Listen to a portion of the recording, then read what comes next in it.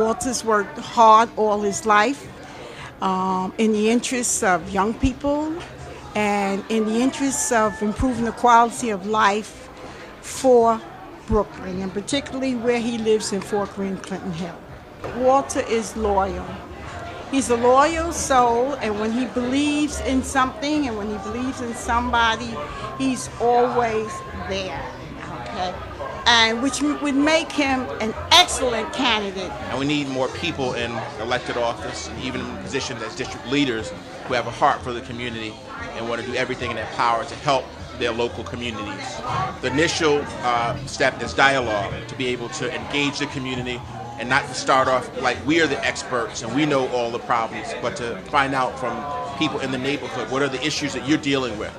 And Walter's a person who will do that. He'll start off with dialogue and trying to build coalition to solve the problems.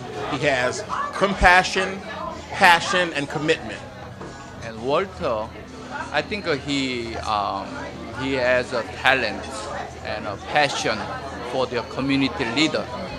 He's a right person for this community. But as we change America, it's also important to understand that change begins in your own backyard, in your own communities. And it's important to make sure that we have individuals committed to the highest ideals in public service and serving the community. And Walter Bones, he has the intelligence, he has the work ethic, he has the integrity to be a strong public servant and advocate for our community, and that's why I'm backing him.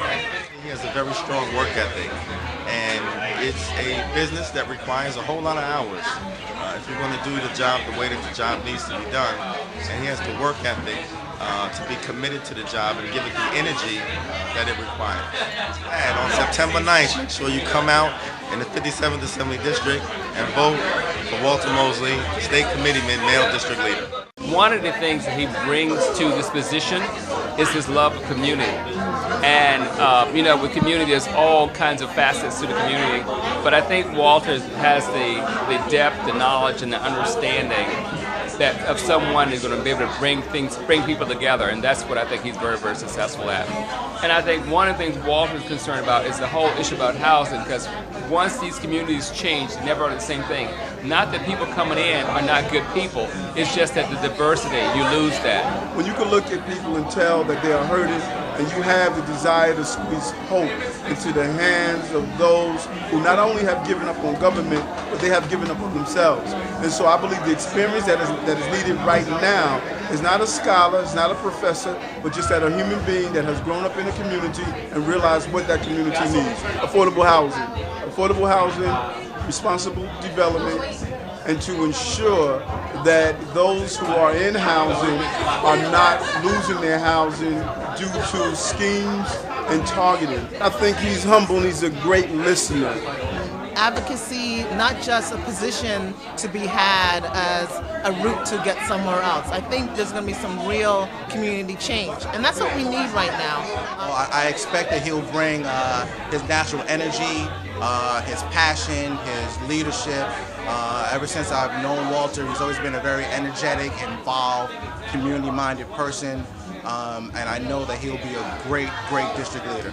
Brooklyn is a special place, and it's going to take a special district leader to deal with the problems, and Walter's definitely that person. I think he's going to bring fresh and creative thinking, and I think he's a very committed person to being honest and addressing issues that really exist in this community. But I think there are other very urgent issues, such as housing and unemployment and educational needs that are very urgent in this community, and I suspect that those will be the first ones he'll address. I find him also to be not only responsible, not only accountable, but he's also a compassionate, understanding man, and that's a role model that all of our young men really can use, because we have little of that now in our community. Walter knows what's going on, and he has a plan of action that could actually preserve downtown Brooklyn, not only for the people that's coming in, but make sure that the people who's been here through times of hardship can benefit from the glory days that's about to take place. Integrity. Walter has proven to be a man of his word. Also, well educated. The person who is going to represent our community has to be educated in many areas in order to deal with the many issues that's facing our community.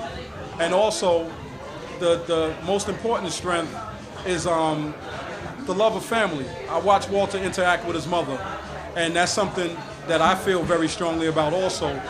Whereas, you know, I at this current time is actually taking care of my mom, and she's a very important part of my life. And just watching him interact with his mother shows me that he's very concerned about, you know, family and the next generation and the past generation. There are two important issues, and I think they're both connected to one another. One, dealing with economic development and making sure that people are not kept out of the process, whether it be on the workforce side with union participation, including more minority and women on the union side and the workforce side, or dealing with minority and women-owned businesses and making sure that they're involved in the process of getting contracts and procurements as it relates to becoming subcontractors and developers and the whole downtown Brooklyn plan. Also, we talk about affordable housing and making sure that the state and the city of New York get it back into the business of creating more affordable housing, not only here in central Brooklyn, throughout downtown Brooklyn as well. So I think those two things are interchangeable because, as we can see, most of our development that's taking place is residential, is commercial, but a lot of it deals with, centers around making sure that the fabric of the neighborhood that I grew up in remains the same. So those are probably the two most important reasons two most important issues that I'm going to be focusing in on as a male district leader. I've worked on every capacity of government there is. I was the legislative policy analyst for the New York City Council. I was a congressional aide on Capitol Hill in Washington, D.C. I was a legal counsel to the Deputy Speaker of the New York State Assembly, and I've been the Chief of Staff within the New York State Assembly. I know the intricacies of all three levels of government. I've worked with them on issues throughout the borough and throughout central Brooklyn. And I believe that there's nothing that I can say that will surprise me or catch me off guard as it relates to working with government and working with government agencies throughout the city and throughout the state. In addition, I believe that it is crucial that as Brooklynites and as leaders of the future of Brooklyn, that we move in a progressive way, making sure that we don't leave anyone behind in Brooklyn, making sure that we take the change that's happening throughout our country and making it tangible to the people who live here in Brooklyn, making sure that we leave nobody behind, and making sure that change is something that's not merely a word, but something that we make sure that is a reality, so that all Brooklynites can take advantage of development, that all Brooklynites can take advantage of affordable housing, that all Brooklynites can take advantage of all the economic opportunities that Brooklyn has and continues to offer in the future and beyond. Thank you.